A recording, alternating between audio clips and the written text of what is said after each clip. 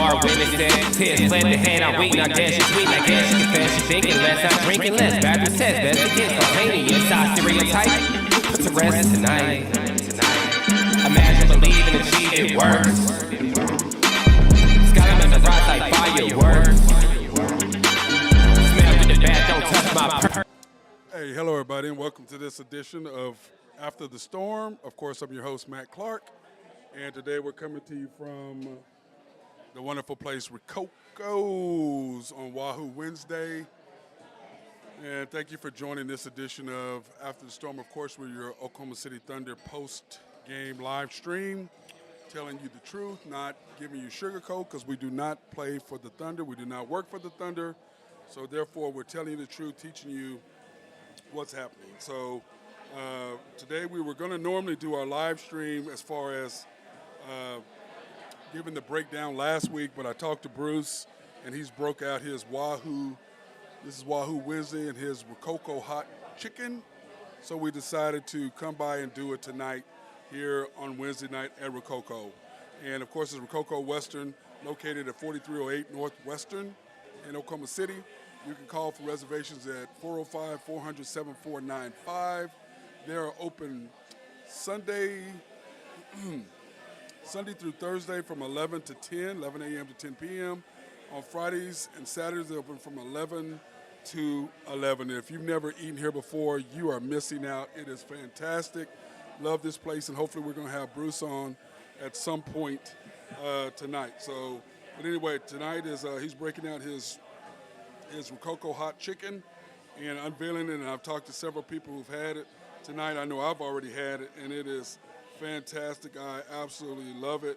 This is my second time having it, and I can tell you straight up that it is absolutely wonderful, and I enjoy it, and I can tell you that Bruce is back there in the kitchen. We're hopefully going to have him on at some point today talking about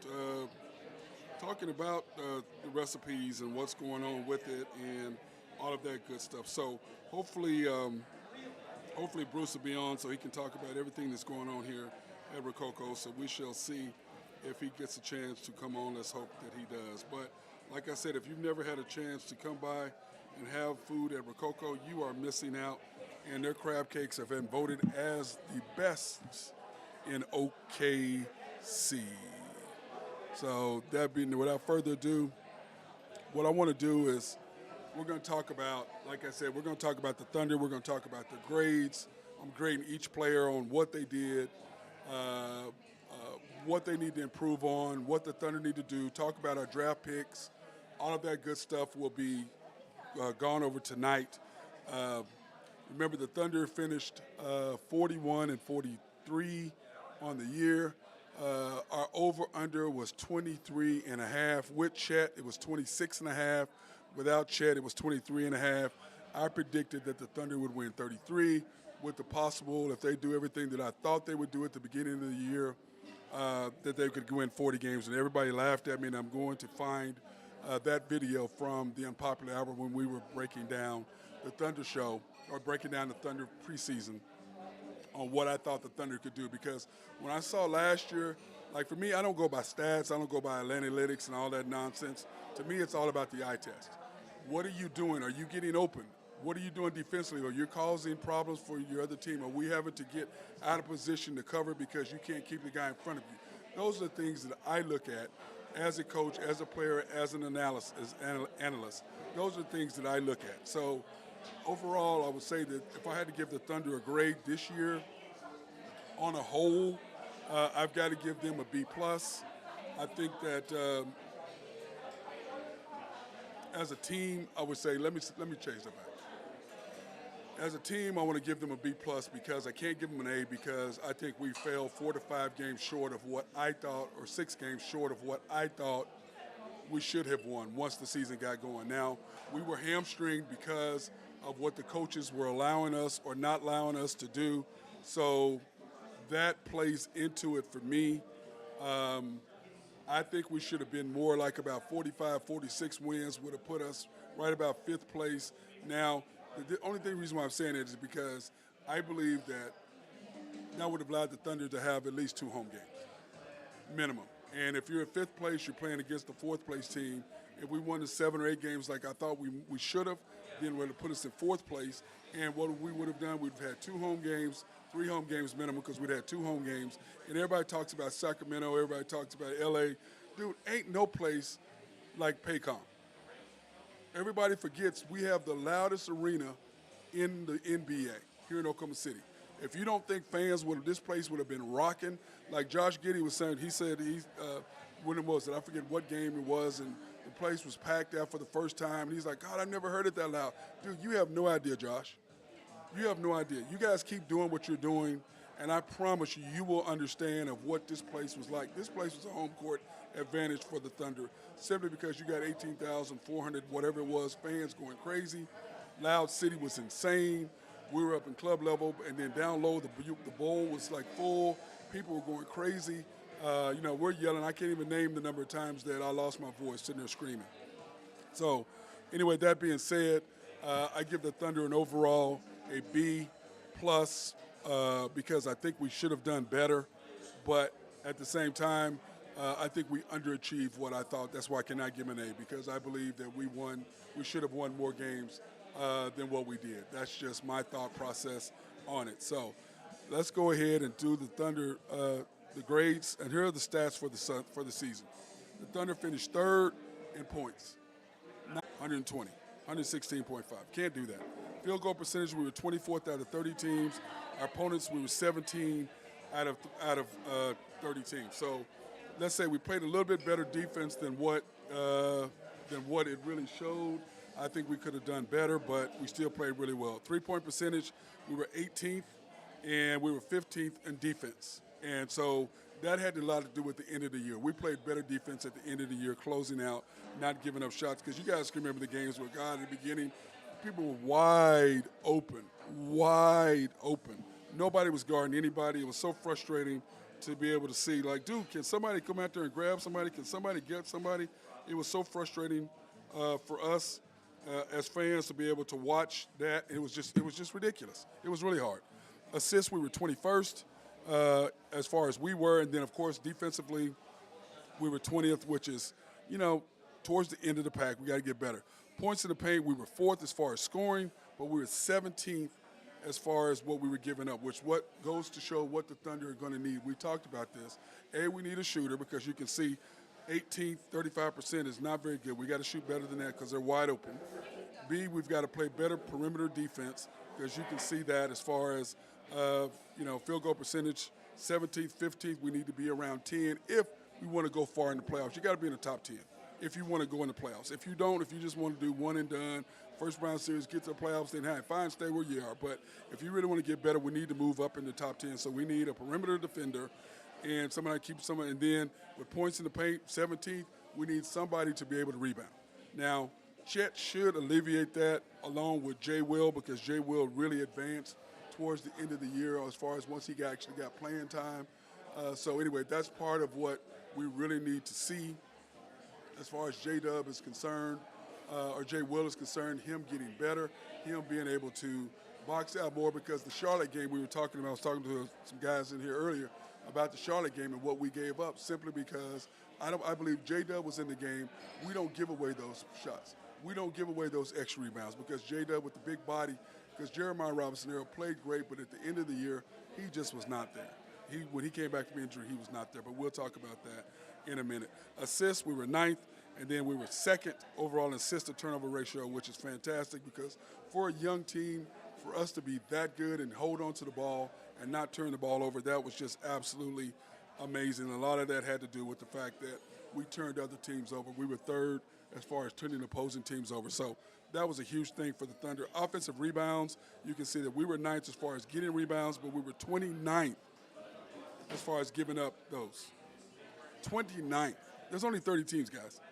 So what do we need to do? We need to improve the interior presence to be able to rebound the basketball. Defensively, 29th once again.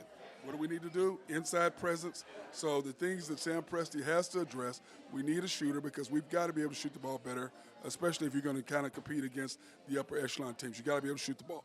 We need a wing defender. We have we're decent right now with Dort and Wiggins and SGA, so we're decent there, but we still need another. And J-Dub is going to get better. I believe that he'll get better. So we need another wing defender, someone with some length so that we don't have to be that small. Jay Will was fantastic in taking charges. And like I said, him not being able to block shots, I'm okay with that because when you take a charge, that means we get the ball every single time. With a block shot, they could get the ball back. You could block it back to the person. You could block it out of bounds. The team can get the ball back. But at a charge, we get the ball 100% of the time. It's like when I was coaching, I would tell my kids, I don't want a jump ball. I want a 5-second count because a jump ball is 50-50. It could be our ball or it could not be our ball on side out. But the 5-second count, we get the ball 100% of the time. A charge, the Thunder get the ball 100% of the time. That's what I like. That's what I wanted to see. That's what I like. So let's work on that. And then fourth quarter, man, 22nd.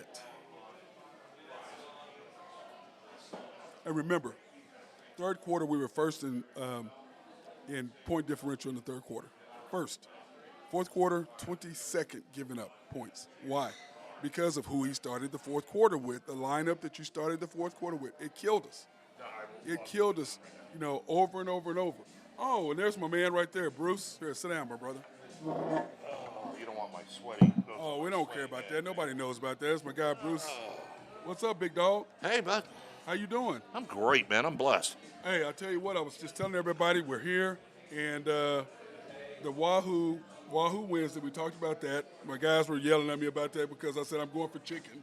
Yeah. And I'm like, hey, look, the Rococo hot chicken is fantastic. Whatever little thing you did to it to tweak from last week to this week.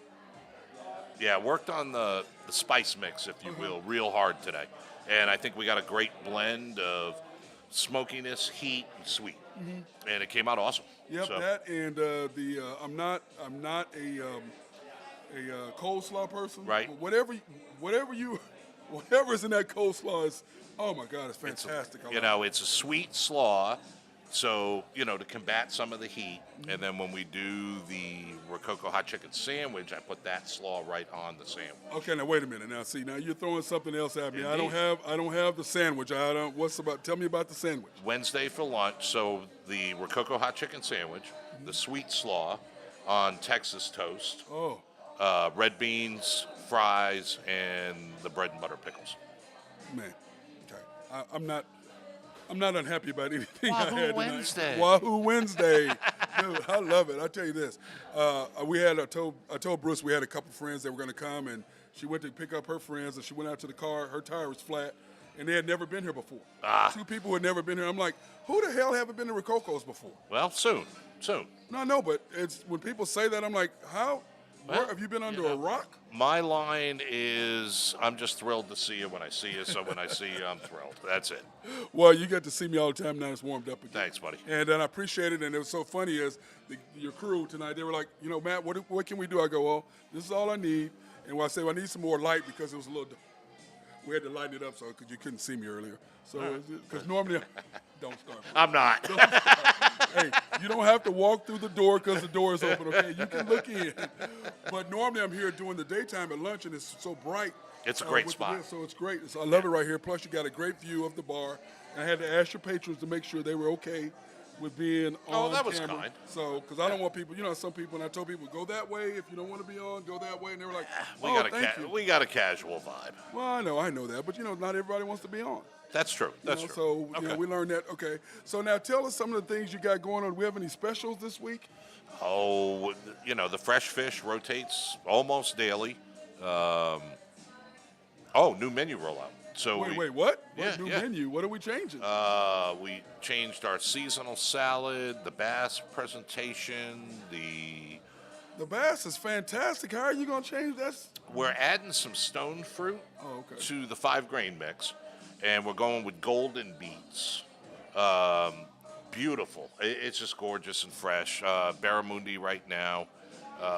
We changed up the lamb chops. We added lamb chop. Why are you changing? Do this? It's going to be better, but yeah, for spring or spring/summer.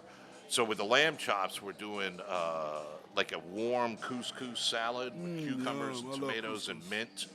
some Greek seasoning on the lamb chops, and a little feta. It's nice. Oh, yum, yum. And then, of course, I noticed the other day you had the lobster. Yes.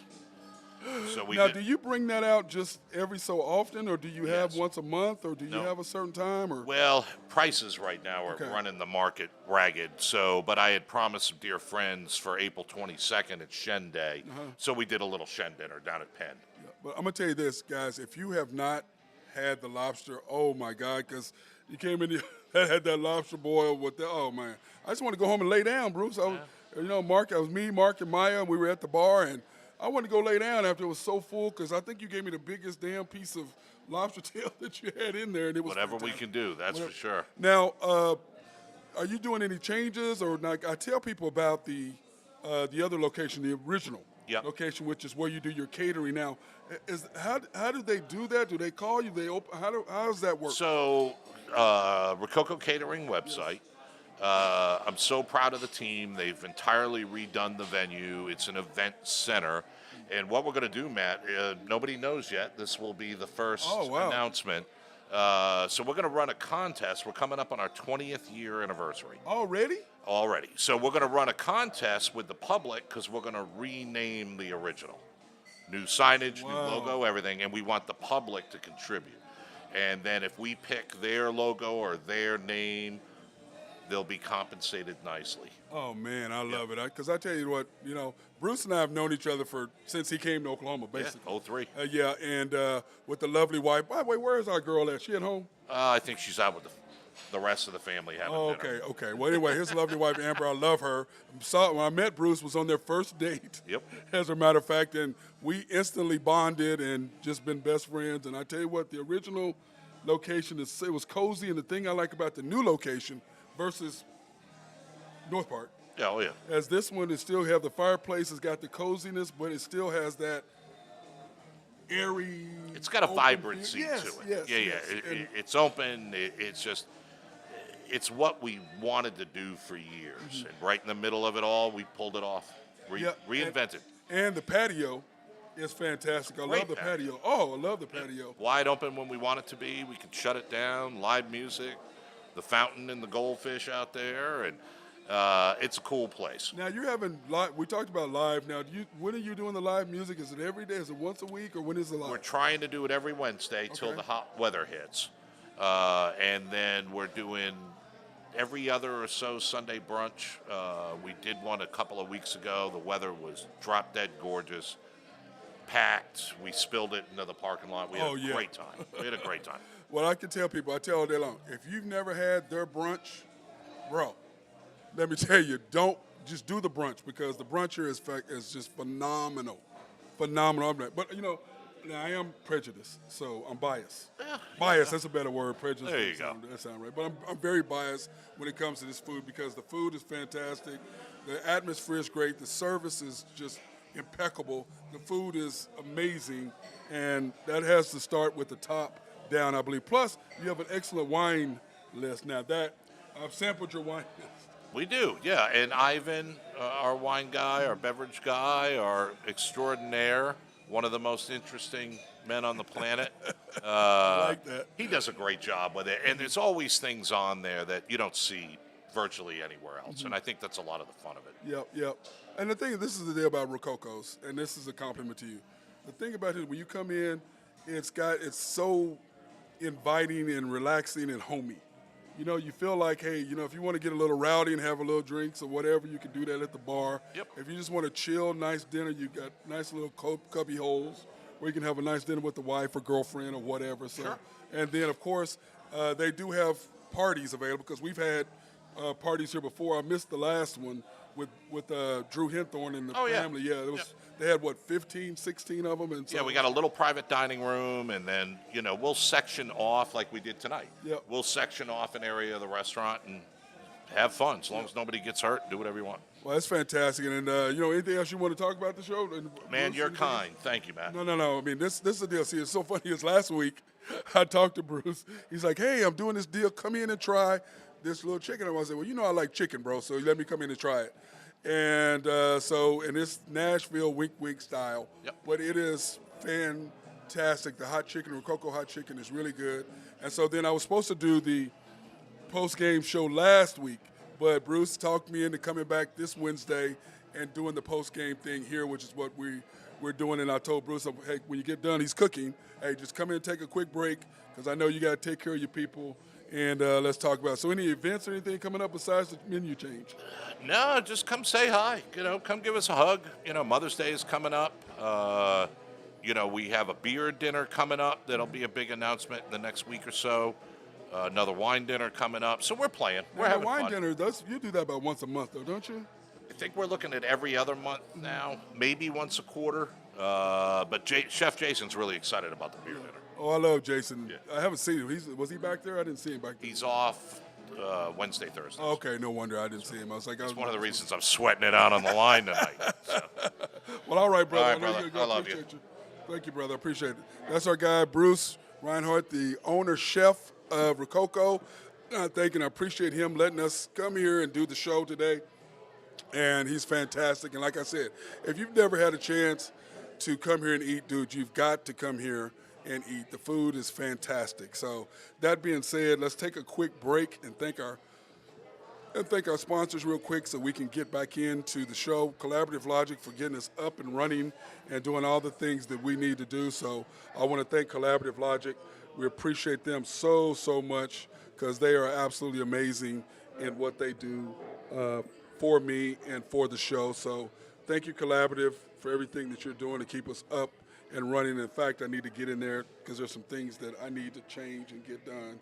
So I appreciate them and what they do for us here at not only the Unpopular Hour, our daily show, but after the storm, our OKC Thunder post-game analysis. SRB and my guy Mark Long, appreciate them for everything you do. If you had engineering, surveying, or planning, he is the dude for that. Oak Grove Trucking and our guy Jose Fierro, if you got any needs for any trucking things to be hauled, dirt, rock, whatever, he is the man for that. Greg and Max Nafee taking care of me as always and supporting everything I do, and I appreciate both them and what they do over at NAFCO. Last but not least, YNB, family owned and operating since 1912. They are the bank that makes things happen. They're an equal housing lender, a member of the FDIC, and also our sponsor for us to go out and do remote live streams to black, minority, and women-owned businesses. In fact, tomorrow we've got to do a remote, and on Friday we will be, tomorrow, in fact, we're going to be at Cutting Up tomorrow. So I want to thank YNB and them for supporting us and also supporting the black, minority, and women-owned businesses in the Oklahoma City area. Now, you can pre-qualify online at www.ynbok.com. That's www.ynbok.com. Or you can go in and see them at the main bank. You can see Joe Horn, or you can go see Carson Wright or Nathan Taylor at the main bank, downtown Yukon 401 YNB East, which is just east of the bank right there on 66th and the Parkway. YNB Mustang, 218 North Mustang Road in the growing city of Mustang. YNB Parkway, which is right off I-40 and Garth Brooks Boulevard. Can't miss it. It's right there in front of the hospital. And then, of course, the bank that I always go to, which is YNB Peoples on 23rd between MacArthur and Rockwell. That's the place that I always go to and check out. So anyway, that being said, let's go back and let's finish talking about the Thunder stats, or let's go in, we've already done the stats. So let's go into the Thunder shooting percentages and the grades and why I gave people the grades and what I think they need to work on. So first of all, let's start out with our best player, which is SGA. And you can see I kind of have them in order of what I think their position is as far as the hierarchy of what I believe talent-wise and what we have. SGA started out, he shot 51%, 34% from three. He's not a three-point shooter. And I gave SGA an A+ simply because he was an all-star. His game went to another level. And like I said, that's part of why I thought the Thunder could win up to 40 games this year, simply because of what I saw at the end of last year. Just the way he and Josh were bonding and starting to click. I was like, hey, this is the dude. He's really going to step up. This is the time for him to make a real statement, and he did this year. So I want to give him an A plus. But that being said, he still needs to work on his 3-point shooting, because I think once he becomes a 3-point shooter and people won't back, because right now you can't stop him going to the basket. But once he gets his 3-point shooting game down, because his mid range is just unbelievable. But once he can knock down a three, he's just going to be. There's not going to be any weaknesses, simply because he's really good on defense. He led our team in steals. He's one of the top NBA guards in steals. So I want to give SGA that, and he's an A+. Josh, 48%, 32% from three, which is up his shooting percentage from three. And I think that he will only get better next year, because I believe he will go into the gym. He will get into the lab. He will do all the things that he needs to do to get himself better as a better shooter. And, of course, we do have the best shooting coach in the NBA helping the guys out. So I give Josh an A. I don't give him an A+ simply because down the stretch, and it took him a while to figure it out. Glad to know he could get mad, because the funniest thing ever is when he got hit by Richardson, and for him to say he did, and SGA, I'll never forget, SGA turned around and looked at him and was like, wait, what? And smiled and started laughing and held Josh back like, whoa, bro, I didn't know you had that in him. And that was my exact reaction as well. Whoa, Josh Giddey is mad? Josh Giddey is ready to hurt somebody? Wait, what? Who is this? So anyway, I like what I saw out of Josh, but at the same time, they're going to start double teaming SGA and take the ball out of his hands. So the Thunder did a great job kind of at the end, putting Josh at the point, or at the free throw line. They had Jay Will, they had a bunch of people there. No, Josh needs to be, it goes SGA to Josh, and then let Josh lead our team in assists. He makes great decisions with the basketball. So to me, you automatically give Josh the basketball and let Josh do his thing. So that's kind of the way I look at it, in a way that that Josh started growing, but he still needs to be able to finish games, being able to finish quarters, because they're going to start taking the ball out of SGA's hands. So he needs to be. It's kind of like what Phoenix is doing right now. The reason why Devin Booker is doing what he's doing is because they're double teaming KD, and so Devin Booker is doing what Russell could not do. Because I promise you, if Russell could do what Devin Booker did, KD would not have left Oklahoma City. So, because it's funny, is Devin had 41 and KD, he had 29. And you're like, wait a minute, what? He had what? Because he is the most efficient shooter of the basketball. One of the things I've ever seen. And a part of that, if you look at Steph, when KD was at Golden State, you look at Steph's numbers. Steph's numbers were up too, because why? They had to deal with that big monster in KD, which allowed Steph to be freer and give him more easy shots, unless he didn't have to work as hard. Now that's Devin Booker not being able to work as hard. Then, of course, you got Chris Paul. He's healthy. They're not trying to beat up on him because he didn't have to bring the ball up. And then in the fourth quarter, he's just killing you with threes and killing you with the mid-range and knocking down shots. So they're going to be formidable, and especially they're one more player away. Dort, I gave him a B.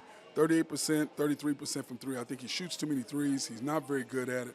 But on the same time, he costs us possessions simply because he's trying to attack the basket and do things that he's just not capable of doing. He's not a scorer. He'll just attack the basket and be out of control, which is a lot of things of what Russell did and which hurts the Thunder. So, that's one of the things that I talk about. Coaching staff needs to get him under control and like, look, bro, this is what we need you to do. Put everybody in place. I need you to do this. I need you to do that. I need you to do that. Because if you look at the Lakers, they've got the best record in the NBA since they traded Russell. Why? Because now Darvin Ham is over to go, okay, this is your job, this is your job, this is your job, and put everybody where they're supposed to be. We need that same type of thing where they can put everybody where they need to be. J-Dub, 52%, 35%, and J-Dub finished second in the Rookie of the Year. And, of course, Banchero clearly was the best player. I mean, without even questioning, got 78 of 80 votes. And it's so weird is Walker Kessler got 2 first votes, and one of the guys, Utah guy, voted him as the Rookie of the Year and then put Banchero as third. I mean, Utah. Enough said. Utah. It's what it is. But anyway, J-Dub, I gave him an A+. My only thing with him is he's going to have to work on his ball handling. Same thing with Josh. Josh has got to work on his ball handling, but Josh has got to get more mentally aggressive. And if he can do that, I can give him an A+. Until then, and Dort just got to play under control. J-Dub, on the other side, he's got to work on his ball handling. because you can see late in the year once he started getting confidence that he's trying to do things he can't do. You don't have the ball handling skills to do the things you were trying to do. So he would turn the ball over, he'd make mistakes simply because he's trying to do things that he was just not capable of doing at that particular point. So he needs to really work on that. And if he does that, he's just going to be ridiculous. Jay Will, 43, 35. I thought he shot better from the field than that. I gave him a B as well, simply because he came on late, and then he wouldn't take shots kind of once the game we started playing at the end and we needed games. It's almost like he didn't want to make a mistake or he didn't want to shoot because he's afraid he's going to come out. Like, bro, they're going to pull you out anyway. They're pulling you out anyway. Just go ahead and shoot the basketball. I mean, play your game, because part of my thing with the Thunder coaching staff, and I'm going to give them their grade at the end and, talk about their deficiencies. But Jay Will, look, you were knocking down threes, and once you had the confidence that you could do it, then you should have kept doing it. But I do understand being afraid that you possibly weren't going to be able to play, that they were going to pull you out and not play you as much. So I get that. But my thing is this, my problem with the coaching staff, and I'll talk about it in detail later, is that you know who to play and who not to play. When you wanted to win, you proved who you're going to play. When you don't want to win and you're not trying to win, we saw who you play. So, I mean, that veil, that little BS that y'all were doing, that got uncovered big time, got huge exposed. Isaiah Joe, I gave him a B as well. By the way, Jay Will, I need you to work on jumping higher. I love the charges, but I think you need to get more confidence and work on your three, because you've got to be able to stretch the floor and be able to knock down that three. Other than that, I'm really pleased with what I saw out of the freshman out of Arkansas. Isaiah Joe, 44% from the field, 40% from three. To me, Isaiah Joe, once the teams figured out what a great shooter you were, because he was shooting 45, 47% from three, and then they got him off his spot. And then if you'll notice the last 10 or so games, Isaiah was driving to the basket, trying to get there, missing some shots, but pulling up, shooting mid-range and things like that. So trying to be more of a well-rounded player. So I want to give him a B, because that wasn't quite his game.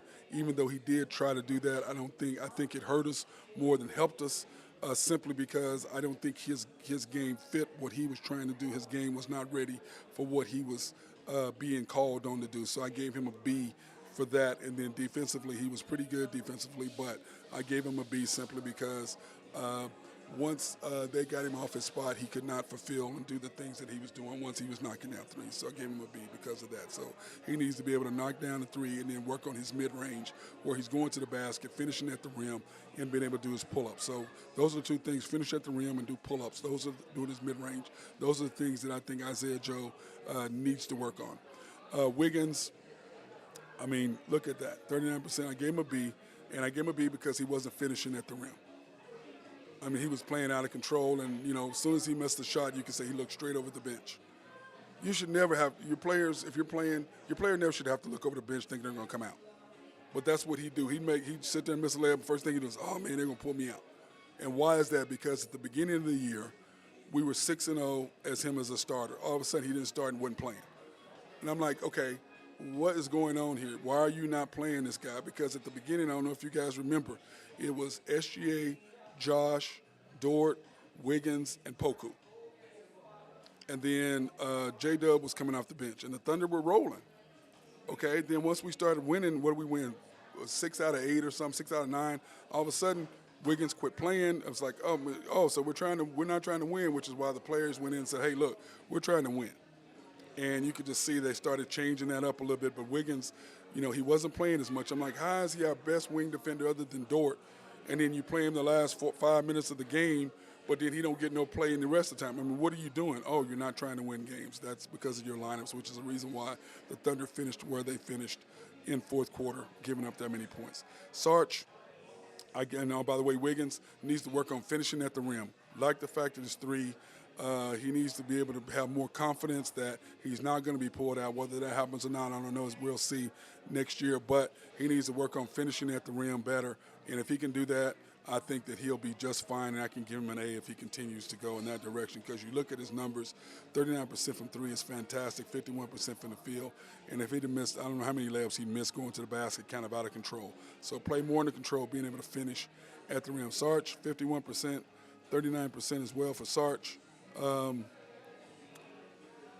I'm going to say this. Sarge did good for what we had him do, but he can't defend. He just, I mean, if he's not giving you points, if he's not knocking down the three, stretching the guys out, he can't defend, he can't rebound. Definite liability. But he did fulfill the need that we needed. I thought you played him way too much. I think he would have been a nice sub for Jay Will. And like I said, to me, for the Thunder to do well, the starting five, which was SGA, Josh, J-Dub, Dort, and Jay Will, all need to be in the 30s as far as minutes played, and they were not. So that was a little frustrating for me watching that debacle come across. I hated the fact of what they were doing there. Poku, Sarge, I think Sarge is just, I think he was a nice fill-in, but he's 11th, 10th, 11th the guy. That's what he is next year, if that. So that's kind of my guess. My thing is with that. Poku, 43%, 36% from three. I gave him a B. Now, the reason why I gave Poku a B is because when he played, the way he was playing before he got hurt was unbelievable. I think I gave him a D last year. He was terrible. But the jump he made from last year to this year was outstanding. I loved what I saw out of him. I loved what he was doing as far as being able to block shots, run the floor. He was giving the ball up. He wasn't taking unnecessary risk. He wasn't doing things that he was not capable of.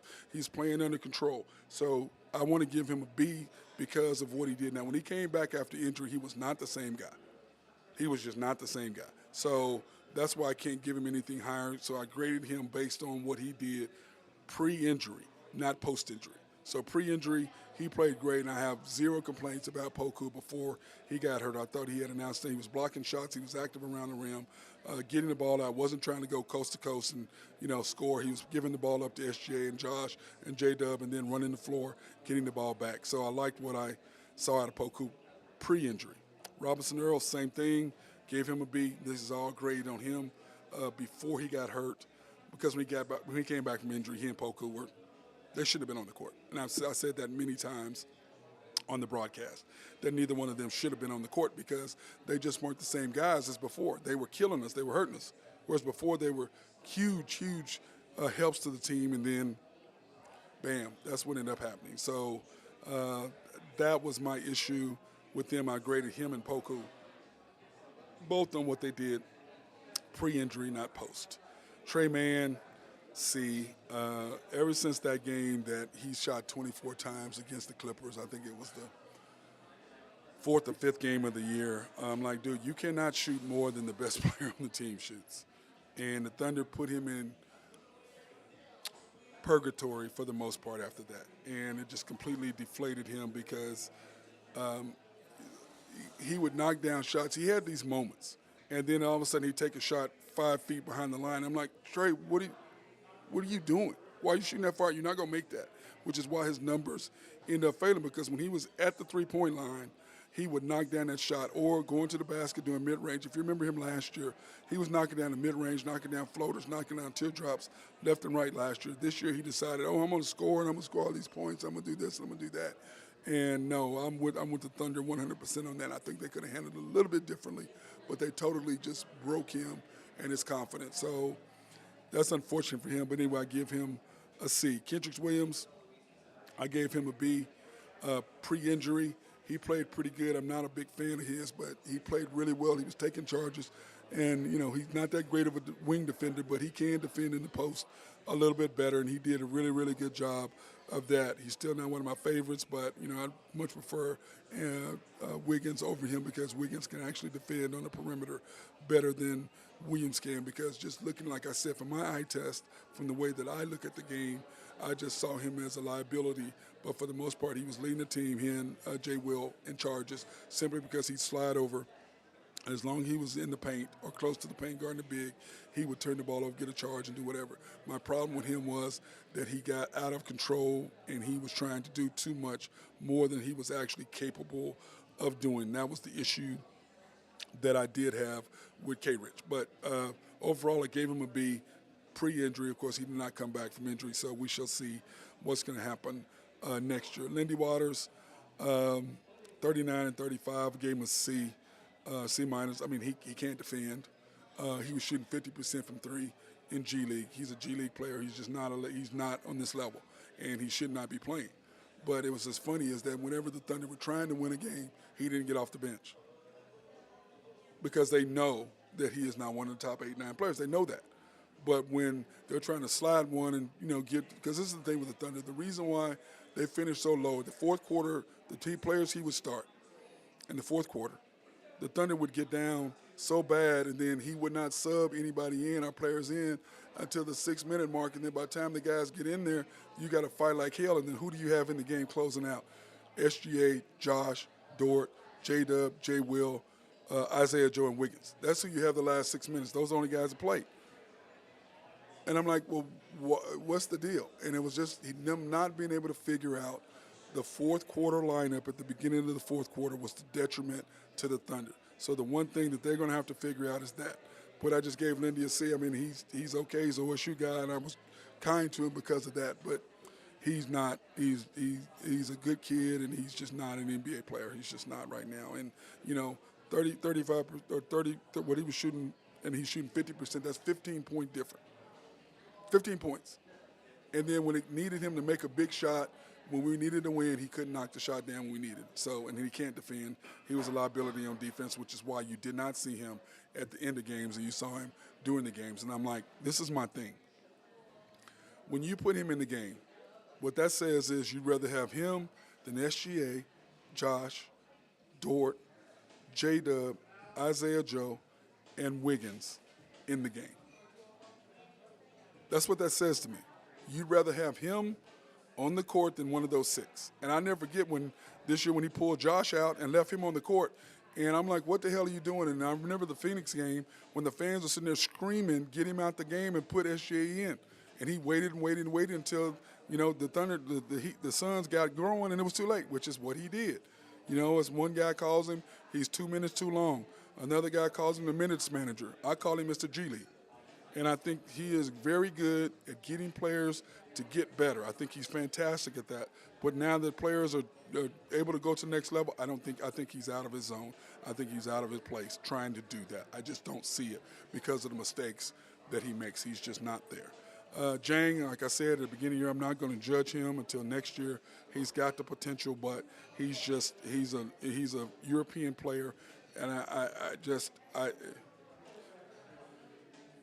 it's just hard. And I think the kid is a good kid, but he is just not ready for this level of basketball. I mean, he's just not. And we got to work on that light right there. I should have plugged in that light over there. So, but anyway, he's just not. He is just not ready for this level. Oh, guys, hold on. I'm gonna try to put this light on me so you can see me better.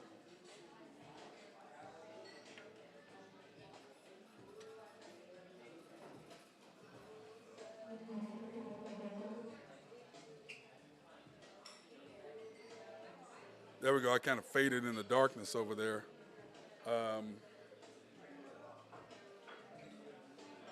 Trying to get it closer. Anyway, so that's part of my thing. Like I said, when I tell Bruce, like normally I'm here in the daytime and you got that light coming in, but I'm fading in the darkness here. So I'm trying to get where you can see me better in the light. But anyway, part of to me, the Thunder, and part of what they've got to do is quite simple. You got to work on your starting lineups in the fourth quarter because you can't be leading the NBA in third quarters, and in the fourth quarter you're down where you are, 22nd. And I showed you that graphic earlier. So to me, you just can't do that. You can't do that. You got to be better than that. You've got to be better than that. There's just no way that you can do that. So now what do the Thunder need to do? This is what the Thunder have coming up. And in fact, I forgot to tell you guys this, but if you want to send me a message, I can't go on my Facebook and see anything on my Facebook, but you can do that. You can go on my Facebook. I can't see it, or you can call Skype and send me a text message for that. If there's something you want to ask me or something that you see, you can text me at 405-551-8300 if that's what you want to do, and that way I can look at it and be able to answer your question. Because on Facebook I really can't do that and do this. But if you want to do that, 405-551-8300.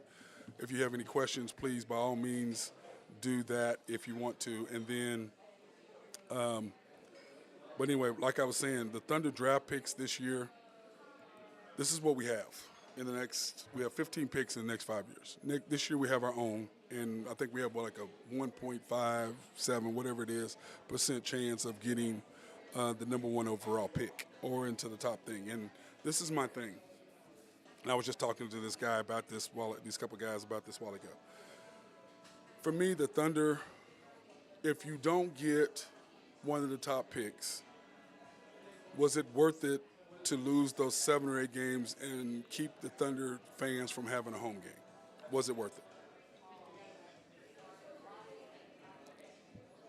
I say no, but if Chet was the answer, that you think that you drafted him being the answer, then why are we needing another bite of the apple to get a guy? Why are we doing that if Chet's the answer? Okay? If Chet's the answer, why are we doing that? Now, if you get the number one overall pick and you get Victor Wembanyama, yeah, then that's great. But here's my issue and what I try to explain to people. SGA has 2 more years on his contract. Okay? That third year, he gets the pick. So this was the first year of his extension. So he's got 2 more years. So next year is a huge thing for the Thunder. Okay? But it's depending on who he drafts. If you go draft another European player, whatever, another project, then you're telling SGA you ain't trying to win. That's what that tells him. You need another J-Dub. You need another J-Will. You need somebody who can get out there and compete with him now, because this is the way our team is structured. You've got Josh and SGA, and Josh is just growing, and those two together are just nasty. Then you're going to have J-Dub with his third year or second year with those guys. Then it'll also be the third year with Dort. So those 3 will be fantastic together, and then you've got J-Dub coming in this second. So now you've got a nice nucleus, okay? You got a nice nucleus. Now you got to bring in shooter, because we got to have a shooter. You got to bring in a wing defender, because we got to be able to get up. If you're going to win in the playoffs, you can't be 17th. You got to be around the 10th and lower as far as being able to win some playoff games. That's where you got to be defensively. So you got to go out, you got to get your player, okay? Now, when you look at next year, you've got our own pick plus the Clippers plus Houston plus Utah. Let's face it. I mean, we're already set with players. I mean, you need to go get us a veteran or something, whatever we're going to be missing at that point, because remember, 2024, that's SGA's last year with the Thunder. He can decide if he wants to come back. It's up to him to decide if he wants to exercise the final option in his contract to come back or be gone after that year. So those 4 picks to me, yeah, okay, but, you know, we need some help. So that can give you a chance to really do something. Or this year, move up and get somebody that we really need. And what is that? We need a shot blocker or as an inside presence to be able to rebound and do better, because you can saw the stat where we were rebounding 29th. And then we've got to have a wing defender. We've got to be able to defend on the wing. We've got to get better than that, because the guys we got can't defend on the wing. So you got to be better at that. So 2025, we have our own plus Miami's plus Phillies. Then 2026, you have our own plus the Clippers plus Houston, and then our own plus Denver. So you can look at what the Thunder have and what they can do. And on top of that, this is what's out there this year. Here are the top picks for this year. Here are their heights. This is their weights. So what do we need? Guard-wise, we're good. I mean, guard-wise, we're good. And then we'll go back and we'll look at who the Thunder have as far as guards. But you look at this. What do we need? We need an inside presence, which clearly we need some sort of a power forward or a guy who's a shooting guard, not necessarily a shooting guard, but somebody can shoot that may be able to help with Isaiah Joe, because we need another shooter. And even though Wiggins was 51 or 49%, he shot the ball really, really well from 3. But we need somebody else to come in there. Now you got Grady Dick. I think he's going to take him a while to get there, but at Kansas, not bad. You got Anthony Black. He's not bad. So those freshmen in there, you got quite a few of those guys who are one and done, who can get you something. But we need an inside presence. And Brandon Miller, the freshman from Alabama, I don't think we take him simply because of what happened with him in the offseason. The Thunder are really notorious in not taking guys like that. You got Taylor Hendricks. Who's a power forward. So we need an inside presence. You got Jared Walker, freshman, power forward. We need some presence inside rebounding, and we've got to have somebody in there, because Chet may or may not be. He's thin. He's getting bigger. I've seen him. He's gotten a little bigger, but he's still thin. and then you got Jay Will. So you need somebody else as far as an inside presence, somebody who's athletic, who can go in there, intimidate, and block shots. Because when you look at the Knicks and you look at where the Knicks are at and what they're doing, the thing about the Knicks is very simple. Okay, what the Knicks are doing, the Knicks are long, they're athletic, they've got a point guard who can score, Brunson. So what did the Thunder need to do? We've got the point guard, we've got Josh, so we've got guard-wise and J-Dub. So guard-wise, we're good. But we need somebody who can defend on the wing, along with Wiggins and Dort, and we've got to have some sort of inside presence. And Jay Will is good at taking charges and boxing out a little bit, but we've got to have some more athletic guys who are 6'9", who can jump up and block shots, or 6'10", block shots and be intimidating and grab rebounds. Scoring-wise, hey, just get it off the backboard, bro. We don't really need them to score. Now, it'd be nice if we get a stretch four, but for the most part, what do we need? We need to stop people inside, because you can saw rebounding where we were, 29th. You got to improve there, and then you want to improve your defense from 17th. You got to go to 10th. Those are things. Those are just shooting-wise, you can get your shooter. We have enough draft picks. We can go get you a veteran shooter who can just shoot. You can shoot. So, I mean, we got the capital to do that. But like I tell y'all, this is the thing with SGA. You've got to make an impact this draft. Now, next year you got 4 picks, fine. But this draft is going to tell him everything he needs to know, because then he'll have one more year with the Thunder after that. And remember, you've already lost Kevin Durant because you didn't do what you needed to do. So now you got another perimeter player who's phenomenal. You got to do what you got to do to keep him. That means you can't be going and drafting European players and all that. We're young. We're already young. That's fine. But you got to give me something else. You look at the Kings. They're young too. What they went and got Sabonis. You need a veteran in there who can do something. You got to have a veteran in there to get you to the next level if that's what you need. We have the picks for that. But you got to have an inside presence, somebody who can block shots, intimidate you a little bit, or at least alter shots. If you're not going to get your wing defender, you got to have somebody who can do that. You got to do that. Or you can go out there and get your shooters out there. There's shooters out there. Go get you some shooters. But the guys that we got, you're 10th, 11th, and here's the roster, okay? And this is what I'm saying. At guards, this is what you got. You got SGA. You got Trey Mann. And this is your guard action right here. Okay, and of course you got Josh Giddey and Jalen Williams. Okay, you got Isaiah Joe, SGA, and Trey Mann. So we know Trey is on the outs. Okay, so we already know that. So really you got SGA, you got Isaiah Joe, you got Josh, you got J-Dub. So you know you got that, okay? And then forwards, you've got Lou Dort and you got Aaron Wiggins. So that's your 6. And then power forwards, Sarge, Kendrick Williams, Jay Will, and Jeremiah Robinson Earl, and then, of course, Chet. So to me, like I said, you've got SGA, Josh, Dort, J-Dub, Isaiah Joe, Wiggins, Jay Will, and Chet. That's your 8. Then you're getting ready to get a first-round pick. So that's got to be either a shooter, power forward, or somebody who can block shots, an inside presence, or a wing defender. You need 2 of those 3 things you have to be addressed this draft, or be a trade. You got to address those 3 issues for us to go to the next level, because now you know you have the team. We could have had the experience by going to the playoffs and rewarding the fans who bought tickets a chance to do that. Now, when you look at the other guys, I'm looking at the thing, Chet, okay, yeah, Jang, you're going to keep Jang around because he's a first-round pick, so he'll be 10th or 11th. Armin Uri's not even on the team anymore. Lenny Waters, G League. So when you look at that, so now what do you do with Kendrick Williams, who just signed in the contract? Dario Saric, you already said it. Kendrick Williams doesn't have, he's short. What you going to do with him? He can't really rebound. Jeremiah Robinson Earl, like the guy, but he can't really rebound either. So, you're getting killed on the inside, so what are you going to do? Another 6'7" guy, 6'8" guy that still kills you. You can go small, but you can't rebound because they're not athletic enough to go up and snatch boards. So here's what the Thunder have roster-wise, and you can look at it. But like I said, it's SGA, Isaiah Joe, Josh Giddey, J-Dub, Lou Dort, Wiggins, Jay Will, and Chet. That's your 8. Now you got to improve on that. You can use Jeremiah Robinson Earl as 9 and 10 and Kendricks. That can be 10 or right in there, whatever. You can do those guys. If you want to keep those guys around, that's your 10. Sarge probably 11, and then you come in and you get a first-round pick. Maybe he'll develop. But, you need, you're picking where you're picking at 12th.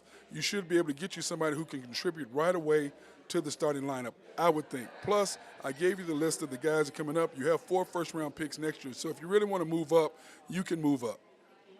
But you got to move up for the things that the Thunder need. And I just talked about what the Thunder need, okay? That's what the Thunder got to have. This is where we're at. You got to have a shooter. You got to have somebody who can defend on the wing because you got to improve to inside the top 10 defensively. And you got to have an inside presence because you can't be 29th in defensive and offensive rebound giving them up on the opponent. You can't be that. You can't be 29th out of 30 teams. You can't do that. So you got to have that. You got to solve that issue. And you can't be 17th when it comes to team defense. You need to be in the top 10 if you want to improve. If you want to keep SGA, those are 3 things. But if you go get another European player project-wise, like a Jang, you're telling SGA you ain't trying to win because we can win what we have, but we ain't going to go far. And then you need a new coach because, I mean, this is like I said all along. Golden State went back-to-back 50-win seasons and got rid of Mark Jackson and got Steve Kerr. And then for the opponents who say, oh, well, you know, that the Thunder are cheap. Okay, well, then go in and say, look, I'm going to give you $2 million or $3 million, whatever. And then if you win this many games, you get a bonus. If we get to the playoffs, you get a bonus. If you get the second round, you get a bonus. If you get to so you can incentivize the guy to be up to $6 or $7, $8 million based on what he does as a coach. But the things the Thunder have to improve on, and the numbers say it, you got to be able to be better than 29th in offensive and defensive rebounding. You got to be better than 17th when it comes to being able to defend on the 3 and on the perimeter. Got to be better than that. Got to be better. In the shooting percentage, you got to be better than 15th, 18th. You got to be better. You got to get near the top 10 if you want to compete. And if you're just trying to win and get in the playoffs and satisfy a few fans or whatever, then that's fine. SGA gone in 3 years. In 2 more years. You got him for 2 more years. Now, I believe Sam Presti is a brilliant guy, okay? And I know him, guy. He's fantastic. He's extremely smart. And if you think he doesn't understand, because I promise you, no one saw J-Dub coming. And now you've got a squad, which is why I think they wanted one more bite at the apple. So you got your last bite at the apple. So if you don't and you stay at 12, you're at 12, you can move up to somebody who doesn't like somebody, and there's somebody you like. You got 4 first-round picks next year. You can give up some stuff. You got 15 over the next 5 years. You got plenty of picks you can give up to get somebody. But it's about winning right now. And it's about taking care of what you have right now. But you got to have some sort of veteran presence in there with the youth in order to get it done. Because like I said, SGA is going to average 30 points a game right there about. Josh and J-Dub need to be right there at about 18 to 20-ish. Either one of them need to be right around 18 to 21, one over the other, both, whatever. Lou Dort needs to be about 12 points a game. That's about it. Then you have Chet in there to 12 to 14, Jay Will about 9. Then you got Wiggins and all those guys coming off. They need to be around 8 or 9 points a game off the bench. That's what you need. Isaiah Joe around the same. But SGA is going to get his. Josh, I think, has got to be more aggressive to get his. Lou has to shoot less because he's giving away possessions because he's driving to the basket out of control and can't finish. He's 33% from 3, and he shoots more threes than anybody on our team. That's got to stop. But you got to have a coaching staff that says that. So, that being said, the coaching staff, I give them a C. Because I would be worse than that, but I give them a C because I saw when they really wanted to coach, they could coach. I mean, here's some of the out-of-bounds plays. When he really wanted to run out-of-bounds plays, he can run out-of-bounds plays. So I'm like, okay, you know what to do. You know what to coach. Why aren't you doing it? So my thing with him is next year, because I think SGA and them, I've just watched their body language. When I was with my girl, sitting in my girl, Kat Talvin, Catherine Ann Seats, there with her and Jeff Blythe, when I'm sitting there and Rod Meyer. And I'm watching the bench. I'm watching what the players do. I'm watching how they interact with the coach and listen to him or whatever. So I'm watching their body language. Like I said, I'm an eye guy. I go by the eye test. I look at what I see because my eyes are not going to lie to me. Words, people can say whatever the hell they want, but I'm going to see with my eyes, and my eyes are going to tell me exactly what I need to know. And I'm watching it. It's just like when we knew that KD was leaving. With Billy Donovan, pulled him out of the game, and when he walked out and KD put his hand in his face. Dude, KD was gone right there. That's third game of the year. We're like, KD gone. Coaching matters. You've got a team. You've got something. You've got a good nucleus with SGA, Josh, and J-Dub. You got three good ones right there. You got Dort, one of the best defenders. You got Aaron Wiggins, one of the best defenders. You got Isaiah Joe, one of the best three-point shooters who's really found his own here. So you've got a nice nucleus of group here. But you've got to improve on it. You've got your 8. Now, whether Chet is or isn't, like I've said all along, as long as Josh is on the court, he's going to survive. He's going to do well. Josh ain't in the court, he going to be in trouble. So you're going to have to play Chet and Josh together. You're just going to have to. Because the rest of the guys are like, hey, you're the number 2 overall pick, get your own. So that's the thing that I have with the Thunder of what I see with them this year and what they have. You can see the talent. You can see where they should be, and it's just like my girl Krista asked me the other day. I think the Thunder should be around 43 wins next year. I think the over-under is probably going to be 36 or something like that, but I think 40-something wins with the possibility of 50 if your coach doesn't cost you ball games because of lineups. He has got to do better in the fourth quarter. Killed us the fourth quarter. 22nd, guys. Number 1, third quarter because you're starting your starters and you're finishing SGA out in the quarter. Fourth quarter, you're 22nd. Can't do that. Can't do that. You've got to be better, so you've got to improve yourself defensively. We've got to be better than 29th offensively and defensive rebound. You've got to be better than 15th to 17 as far as defending the 3 in the perimeter. Got to be better than that. Got to be better than that. So you know what your choices are. And then shooting-wise, 35% is not bad, but that's 15th. So you need a shooter. Need to be around 10. We got to be around the 10-12 range if the Thunder are going to be able to compete past the first round. Because I believe that this team has fought enough games under fire down the stretch because of the coaching, winning games and understanding possessions, what it takes to defend, what it takes to get a good shot at the end, what we need to do to make a basket, how to get stops. They've gone through enough of that this year, so they're ready for close games next year. But you got to get them some help too, because you can't, you got 7 that I know of, and then your 8, 9, 10, they've got to be right there with you. You can't be playing, 12, 13 guys that can't afford to be out there. You got your 8, then you got Kendrick Williams and Gerald Robinson and Poku. That's 11 right there, and you haven't even got a draft pick yet. So you've got to have to make some changes. You're going to have to make some changes. It's just really simple. You got to win, and next year you've got to win. Because I can promise you, if you have the same type of attitude, you're doing the same crap, and you don't draft who you need to draft, SGA is gone. Then what? New facility gone. You will get one, but hey, whatever. Make the man happy. Do what you need to do. Draft who you need to do. Take this group and take the advantage that we have. Learn from what happened with KD and Harden and Ibaka and Russell. Learn what happened with that when you lost that group. Now you got a new group.